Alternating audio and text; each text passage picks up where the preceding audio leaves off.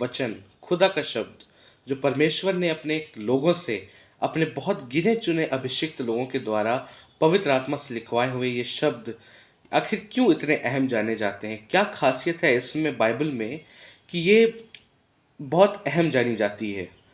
जाएँ तो बहुत है, पर अगर कोई एक बात बताएँ जो बहुत सिंपल तरीके से, बहुत आसान तरीके से अगर बताएँ, तो ये बाइबल ही एक ज़रिया है जो हमारे पास खुदा की आवाज़ को पहुँचाता है। अगर ये बाइबल नहीं होती तो हाँ, हमारी बातें तो खुदा तक जाती और हमारी दुआएँ खुदा तक जाती, पर उस खुदा की क्या मर्ज़ी थी हमारे लिए और वो खुदा हमसे क्या कहना चाहता है, वो शायद नहीं जान पाते हम। पर धन्यवाद करते हैं पवित्र आत्मा का, धन्यवाद करते हैं परमेश्वर का कि उसने ये बातें हमारे लिए लिखी ताकि उसकी आवाज़ हम तक पहुँचे। और ये एक ऐसा ज़रिया है, ये ऐसी बात है जो हमसे दूर नहीं हो सकती। जब ऐसा समझिए, ये एक फ़ोन है जो स्वर्ग से आया है, स्वर्ग की कंपनी का फ़ोन है। इसमें आपने सिम लगवाया है पवित्र आत्मा का और रिचार्ज करवाया है विश्वास का। Praise the Lord.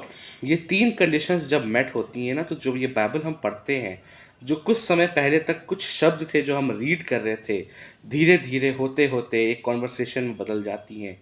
धीरे धीरे हम बातें करने लगते हैं उस खुदा से जो हमसे बातें करना चाहता है। प्रकाशित वाक्य में लिखा है 3rd चैप्टर और उसकी 20th वर्स में, देख मैं तेरे द्वार पर खड़ा हुआ खटखटाता हूँ, यदि तू मेरा शब्द सुनकर मेरे लिए द्वार खोलेगा तो मैं भीतर आकर तेरे साथ खाऊंगा और तू मेरे साथ। Praise the Lord. ये मर्जी है खुदा की, वो चाहता है हमारे साथ रहना, हमारे साथ बातें करना। पर हम तो दुआ करने में, हम तो उससे मांगने में इतने बिजी हो जाते हैं पर उसकी आवाज़ ही सुन पाते हैं।